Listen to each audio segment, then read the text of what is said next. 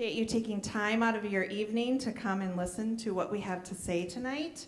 We will be having lots of different community experts come and speak up on stage and just inform you of some things about vaping. So my name's Casey Hertz. I'm the assistant principal at Worthington Middle School. And the reason we're here tonight is we at the middle school have had kind of a big influx, a big problem in our minds, and hopefully in yours as well, of students bringing not just vape products, not just nicotine vape products, but THC marijuana vape products, which is an illegal drug, Schedule I illegal drug, still in the state of Minnesota and federally, and not just using it, but selling it to other students, distributing it, and sharing it, getting more students involved than maybe would have otherwise been involved. So that's why we're here. We're here to discuss that concern. We're here to educate parents. We feel that a community working together is the only way we can help reduce and hopefully eliminate this problem. We want to work together with community and parents and to do what's best for our kids and to keep them safe and to keep them healthy. So today, like I said, you'll be learning some information, getting some education, some resources, and also some supports. And all of that is available in the brochure that was handed out. There's a QR code on the brochure. This presentation is also available on there, and there's links built into the presentation as well. So kind of where to start, we thought let's talk about what the products are themselves. So on the left-hand side, your left-hand side are like traditional nicotine vape products, kind of the cigarette alternative. We also have several different examples out on the table. So if you didn't get a chance to look at those examples, you can pick them up. They're very small, they're easy to conceal, and kids are able to get these products pretty easily. And then on the right-hand side is THC edible products, and the marketing around these is to make them look like candy. So you can see there's Doritos, there's gummy worms, Oreos, Skittles, and the packaging looks very similar to what you would expect candy packaging to look like because it is targeted at kids. So please take a look at the vape products that we have out on display so you can get a better idea of what they look like. So that's the product themselves. How are they getting it? A big piece of technology that's making this easier for kids to access is cell phones. Kids are using apps like Snapchat, TikTok, Instagram, Discord, WhatsApp, and numerous other websites. Essentially, if they have access to the internet, they can have access to a dealer that's willing to sell them one of these products. So our suggestion, and we'll talk about this again later in the presentation, is monitor your students' usage of electronic devices, anything that has access to the internet. If you allow them to use social media apps, you should follow them on those applications so you can see what things they're posting, what things they're following, and try to be involved in what they're doing. Check their phones and devices at random. And when you check these devices, they've developed their own language around these products. Kids create slang and lingo terms for a lot of things, and so we have a whole resource put out by the Truth Initiative. It's a whole dictionary of nicotine and marijuana vape terms. I just have a few on the screen. You could see words like cart, nick, jewel, dispo, pen, hit, tap, rip, draw. Those are all references to either a THC or a nicotine pen or the use of those products. More specific to marijuana, one brand we've had a lot of at the middle school, confiscated 7 of these so far, is what you see, this picture on the left-hand side, that red rectangle. That's called a Ruby. That's the name of the product, and that's what kids refer to it as, or they might use a Ruby emoji to indicate that product as well. So they're not using just words, but also emojis to communicate that. And then other terms associated with marijuana would be gas, dab, dab pen, plug, referring to a dealer. Again, all these terms, I don't expect you to remember them as you leave here. That's why we've linked the resource to the dictionary that defines all of these terms. So if you come across a word you don't know, you can use that resource, or you can look it up online as well. And then here is just another display of kind of the variety of products that are out there. They come in lots of different shapes, sizes. Again, they're very small, they're easy to conceal. We often have kids hiding them in their sleeves, in their sweatshirt pockets, inside their shoe, like underneath their foot, in their waistband, or even in their bra or underwear. And they come in a variety of flavors, most of them targeted at kids. They're fruit flavors, like bubble gum and strawberry. So the targeting is very specific towards our age group of students. So why might students use? So these are just a few of many. Depression and anxiety and mental health issues, and those are ones we will really talk about today. Peer pressure, the friends they hang out with, or just to escape whatever that escape might be for. So we will be talking about some of these tonight. So what is vaping?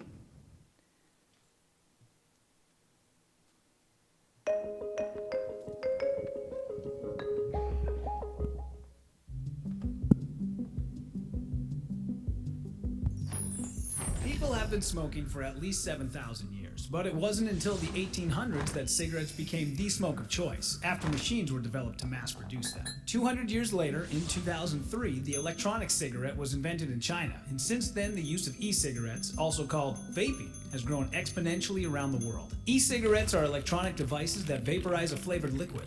They all used to look like cigarettes, but now they come in many shapes and sizes. Many look like pens or small boxes called mods. What they all have in common is 1. A power source, usually a lithium battery. 2. An atomizer, which heats the e-liquid. 3. E-liquid or e-juice, which usually contains flavors and nicotine. And 4. A cartridge or tank, which is filled with e-liquid. Heating the e-liquid creates a cloud of vapor that looks like smoke, but without a lot of the lethal components contained in tobacco smoke. Many people assume e-cigarettes are safer than traditional cigarettes because they don't burn anything or create tar in your lungs. But it took almost 7,000 years for humans to realize that tobacco causes lung cancer, throat and mouth cancer, causes heart attacks and strokes, and damages the lungs. And you know all of that about cigarettes, but we're going to talk about vaping tonight, so. One piece that they did touch on there, Sorry.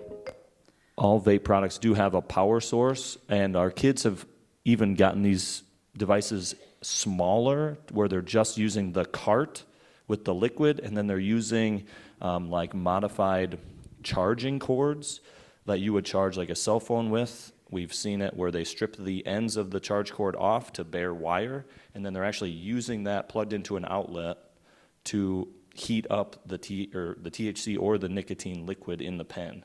So you might find something that's about an inch. That's how small it could be, but if you find a charge cord that's been cut off, that could be the battery pack that they're using instead. And we do have an example of that out in the lobby as well. Sarah Cham is going to come up and talk a little bit about mental health issues and also some signs of your child maybe being high.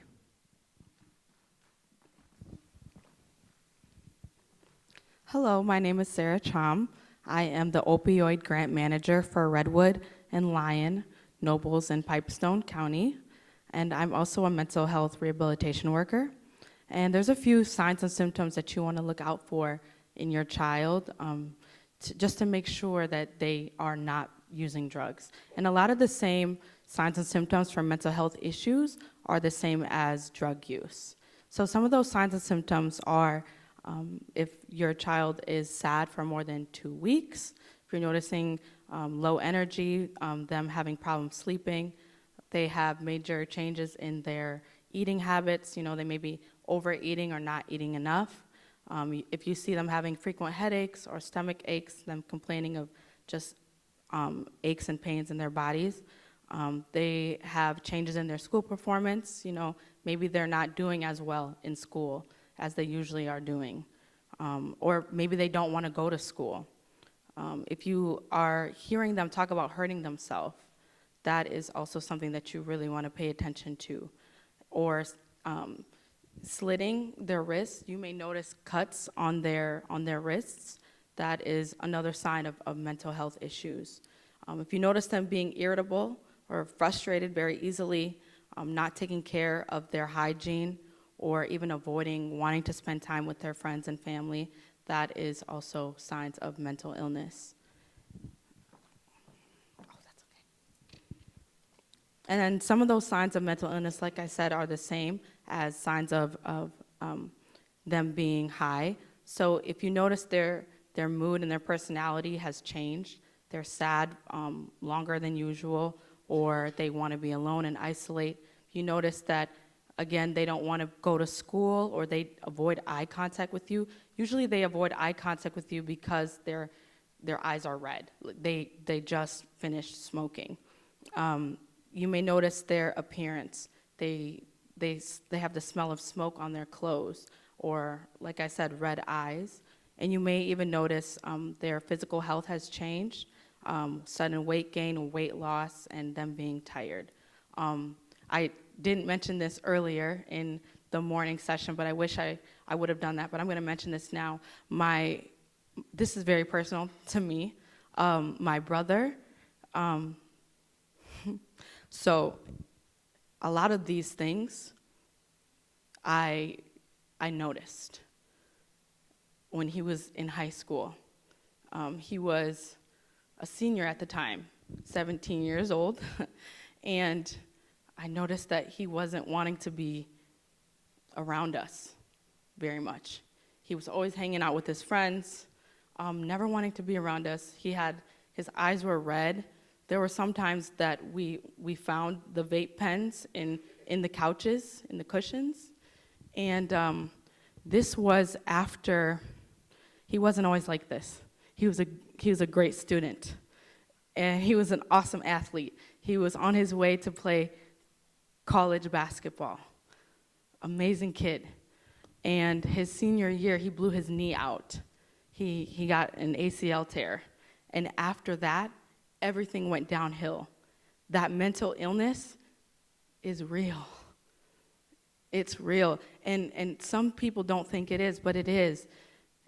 That basketball was his everything, right? And then when that was not an option for him anymore, he decided to do something else.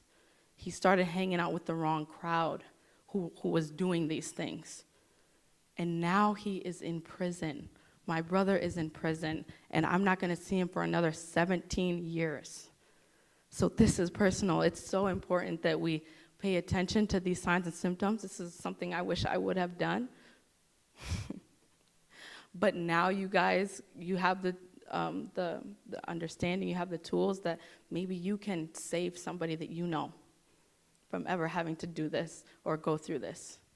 So thank you for all being here today.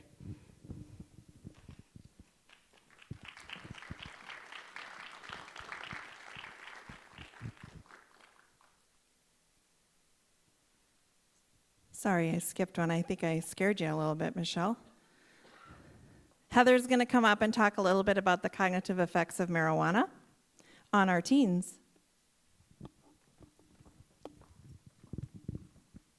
I'm Heather Hedger, and I work with New Life Treatment Center.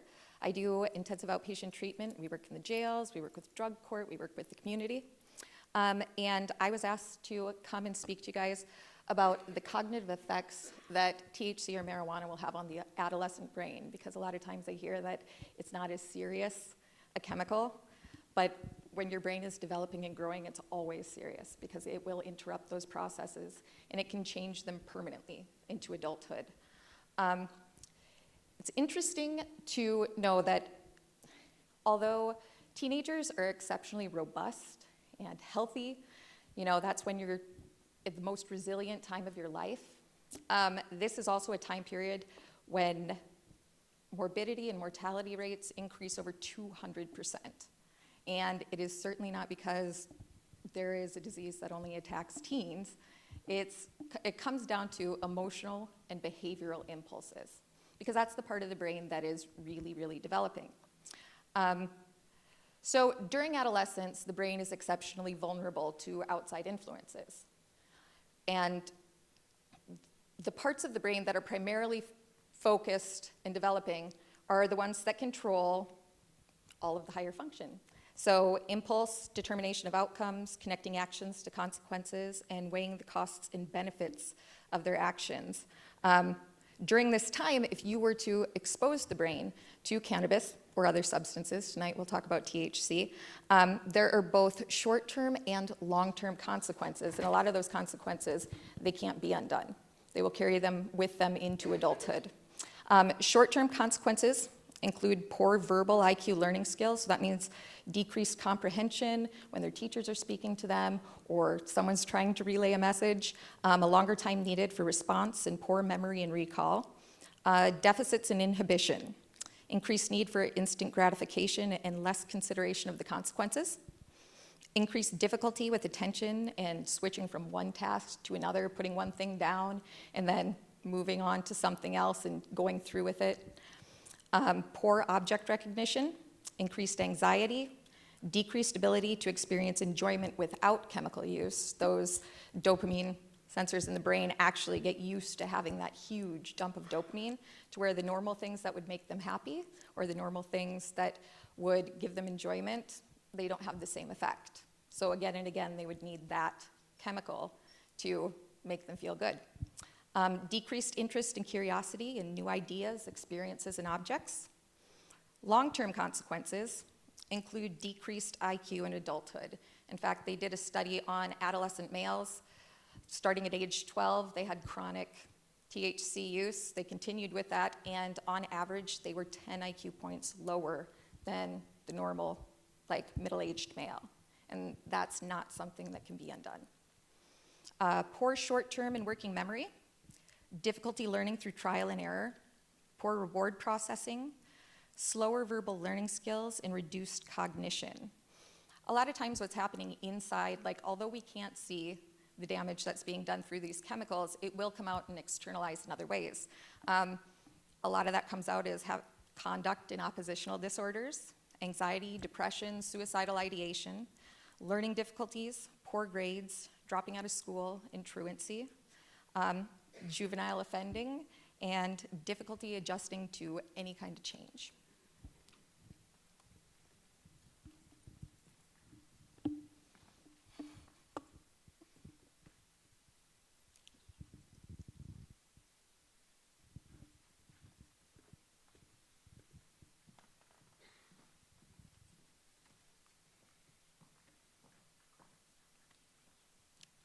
Good evening, everyone. My name is Michelle Evers, and I am the Community Health Services Administrator of Nobles County. You just heard a lot of information pertaining to how this can affect children. Many times people believe that it might not affect your children or it may not pertain to you. However, we noted that in 2017 to 2018 nationally, there was an increase for middle school students of 48% that were using, and in high schoolers it was 78% nationally. In Minnesota, there's also the Minnesota Student Survey that is taken.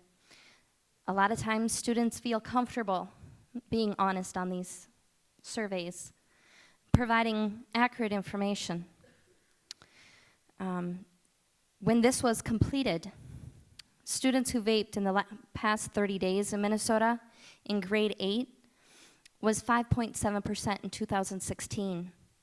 By 2019, it was 11.1%.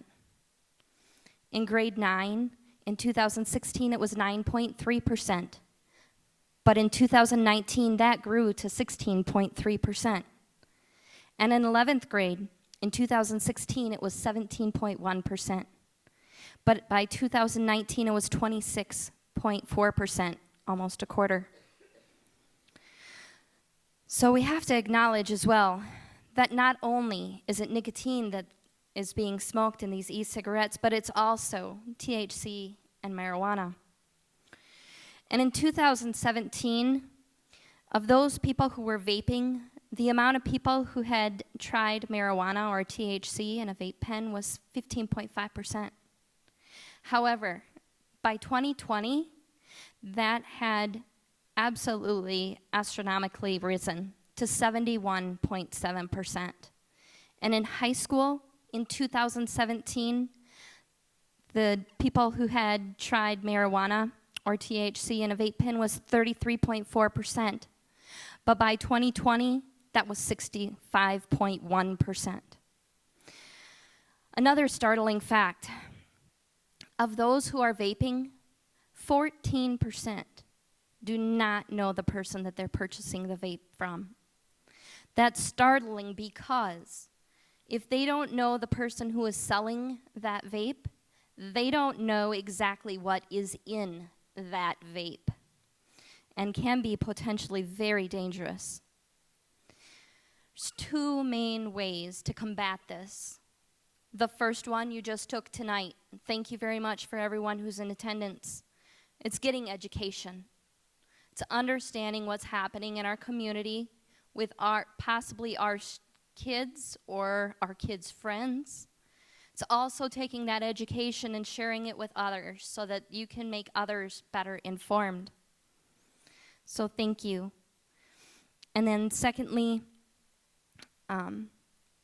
with these statistics the way that they are, it's also recognizing that it may not be your student, but if these statistics are as high as they are reported to be, they're probably at least in someone that your child is acquainted with or is around. Thank you.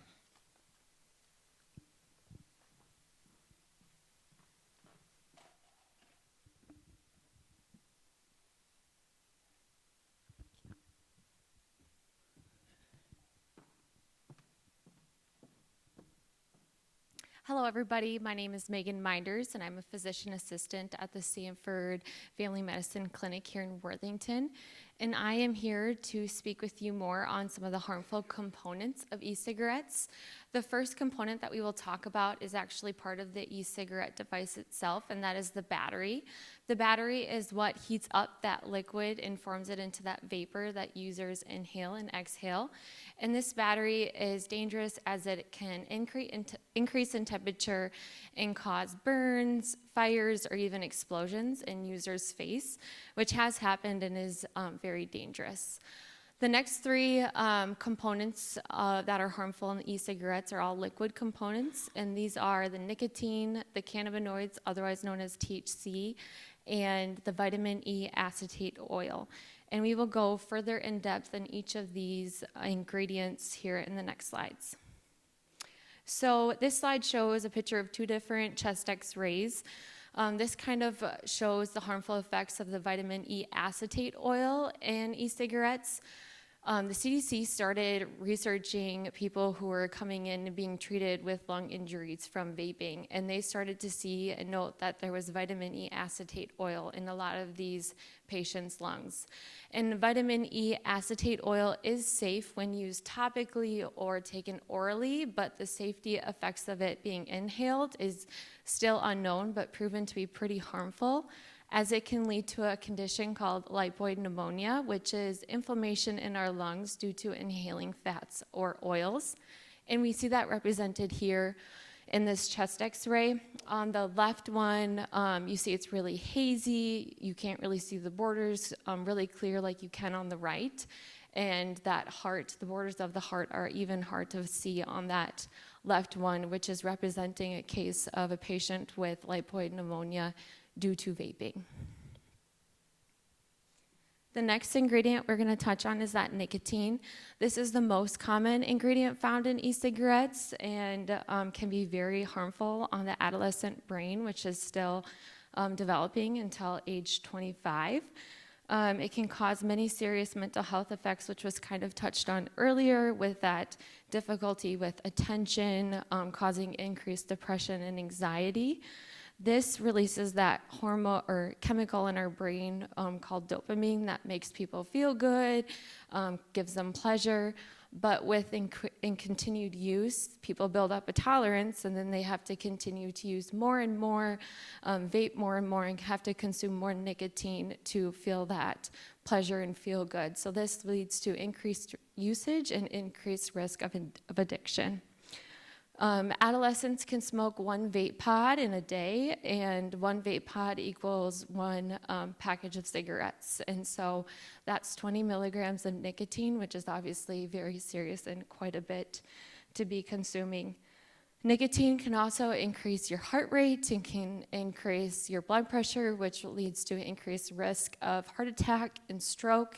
It can increase your risk of developing chronic lung disease, diabetes, lung cancer, throat cancer, mouth cancer, and can also cause pregnancy complications and can cause risk for your kids to become pregnant in the future and can cause infertility complications down the road. Cannabinoids, or THC, can cause a lot of the same negative health consequences that nicotine can cause. Cannabinoids also can have a lot of the same mental health effects that were kind of also touched on earlier, can cause kidney failure, can cause changes in appetite, and can also cause some breathing problems. Cannabinoids also release that dopamine hormone or chemical in our brain, causing that same risk of addiction. And same thing with the increased usage of having to use more and more as the tolerance builds up through time and increased usage. The next thing we're going to talk about is the EVALI outbreak. So in August of 2019, the US declared a vaping epidemic, and then the CDC started to do more research on cases and patients who are coming in and being treated for these lung injuries on vaping. And they termed it the EVALI outbreak, which stands for e-cigarette or vaping associated lung injury. They were researching people who were coming in from August of 2019 to January of 2020. So in this 5-month time period, they found that 68 people died due to lung injuries from vaping. And of these people who died, their ages ranged 15 to 75 years old, and there's still more deaths under investigation. And there were over 2,800 cases of patients hospitalized due to lung injuries from vaping. And these ages ranged as young as 13 to 85 years old. And more than half of these patients were less than 24 years old. It is important to note that, unfortunately, these numbers are expected to be a lot higher. In January of 2020, that's when COVID hit, so the CDC had to redirect its efforts and research into researching COVID. So that's why these numbers haven't been updated since then, but hopefully soon we can get some more updated numbers, but nevertheless, these are still very concerning, especially in that short 5-month time period. So this picture here illustrates some of the actual cases. We just kind of want to stress that, these are real patients. This causes some very serious health consequences to adolescents. This isn't a quick visit to acute care where you're given an antibiotic and feeling better the next couple of days. These kids are being admitted, being put on ventilators to help them breathe. These are very serious conditions, and vaping can cause some very severe lung damage, which we'll see here on this next slide. So this next slide compares a normal lung to a vaping lung. You see on that vaping lung, there's those white hazy patches that is representing the lung damage that is done from vaping. It's kind of commonly known that smoking regular cigarettes over time can cause chronic lung disease, irreversible lung damage, but research is showing that with vaping, this lung damage is happening at a much faster rate and can happen even in less than a year, which is very concerning, especially because these are adolescents that are doing this, and this damage that is irreversible is happening on these young teenagers who have the rest of their life ahead of them, and they're going to be suffering from these chronic health complications for the rest of their life. Here are just some more pictures and news reports of some teenagers admitted and treated for vaping, having severe health consequences from that. And then I did want to just touch on this story to end with. This is a 17-year-old from Michigan. He had received a double lung transplant from his lungs failing after vaping. He vaped for about 9 months when he woke up one morning and was unable to breathe. This wasn't something that happened like over a couple of weeks where he wasn't feeling good, or months. He just woke up one morning unable to breathe. He was given less than a 10% risk of surviving, and luckily is still alive today after his double lung transplant, but he's using his story to help advocate against vaping and to prevent others from having to go through what he went through. And I think the next slide touches a little bit on what parents can do. I just wanted to add that bringing your parents in or your kids in for their wellness visit is something that we encourage. We talk about this. We ask your kids if they vape and screen for this. And so, sometimes when we ask these questions, we ask the parents to step out of the room just to have time to ask these sensitive questions. Sometimes with kids, they can have hesitancy with, talking with their parents about this due to fear of consequences. And so having that time where, we're in a confidential setting, we can kind of talk with them and then help them, give them the resources that they need. And so we'd be happy to see your kids anytime and help educate on vaping anytime. Thank you.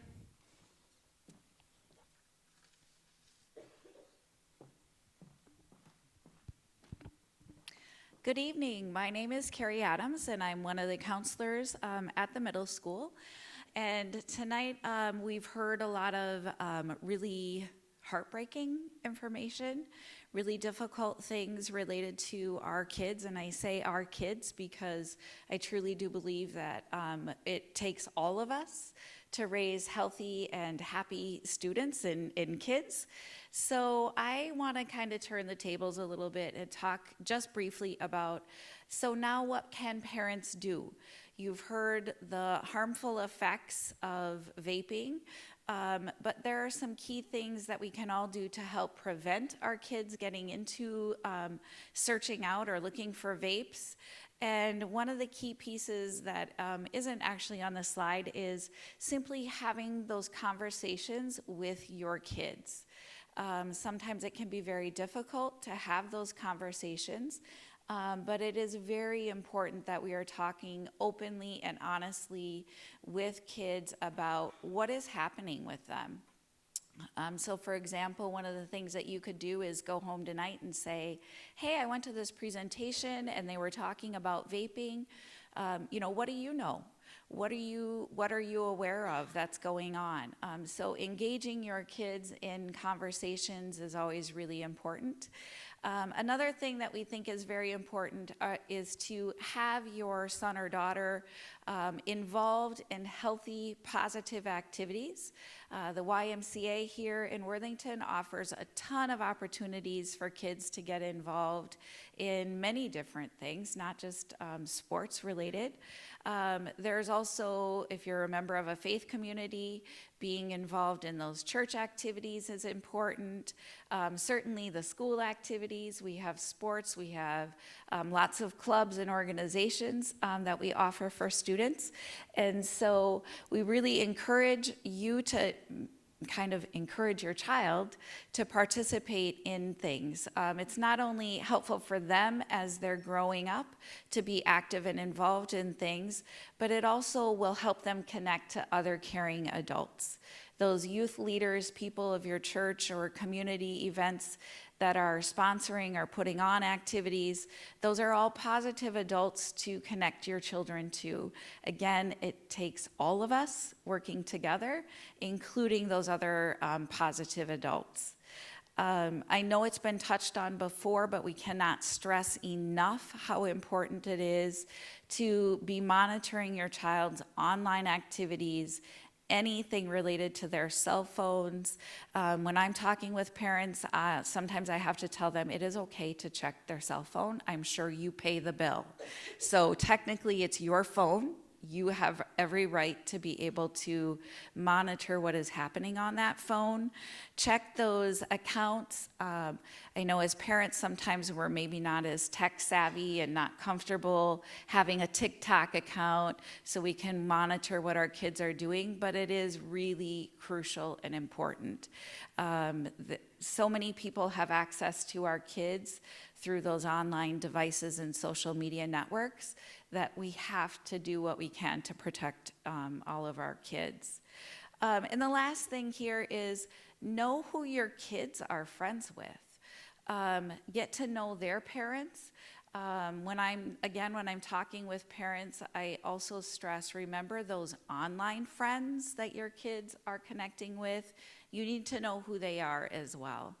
And in your brochure, if you didn't get one when you came in, they're on the table. We'll make sure you get one when you leave.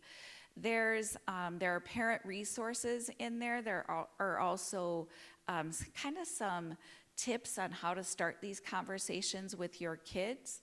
There's a QR code on there that you can scan and get access, I think, even to the PowerPoint. Is that right? Yes. The PowerPoint will be downloaded, so you'll have access to all the information that we shared here tonight as well, just by scanning that QR code on that brochure. So if you don't have a brochure, make sure that you get one before you leave here. Thank you.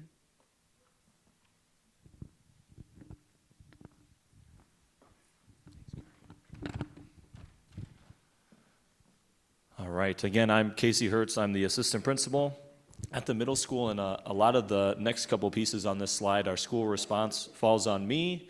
I handle a lot of the student discipline at the middle school, but first I want to talk about what things we're doing to educate and prevent. We do have a very good DARE program that educates kids on drug use and alcohol use, and that's still active in our school. We have a 30-minute advisory time where students get to know their homeroom or advisory teacher really well. They get to build those relationships, and that's someone students should feel comfortable coming to with concerns, or if they want to report friends that are using these products.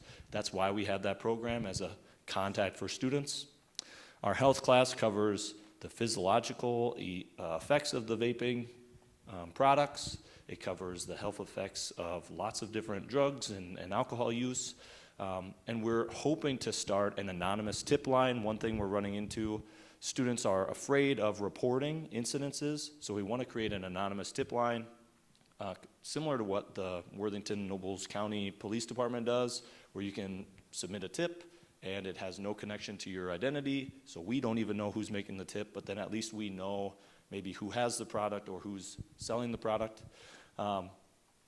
Other districts have had good success with creating programs to kind of motivate kids to stop using vapes. One program we're interested in is called Escape the Vape, and we're looking at the middle school and maybe as a district trying to take something like that on, where we have a week of talking about and educating students on the dangers of vape and helping them avoid it.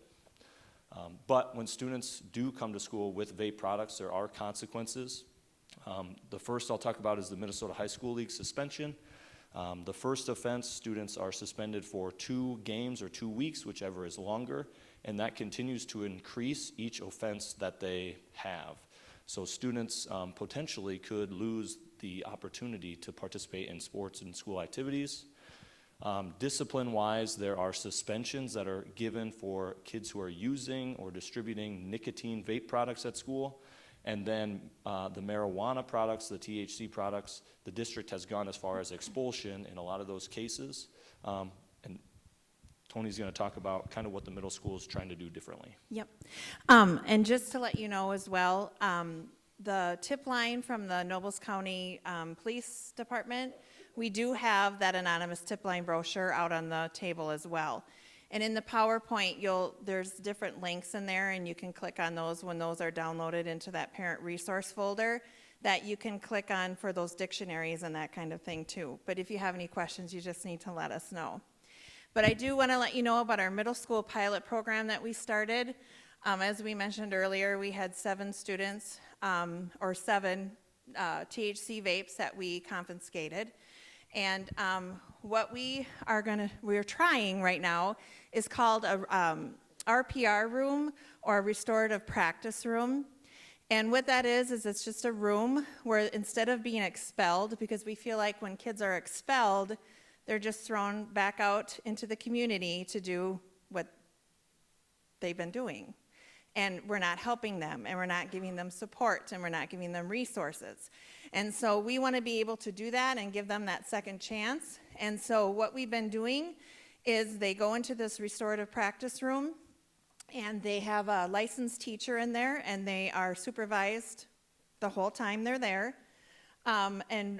We also have our counselors will come in, and they'll talk to them. We have a chemical dependency pre-assessment that we do with our kiddos, and then we give that information to parents so that they have the opportunity to also move forward in some supports for them.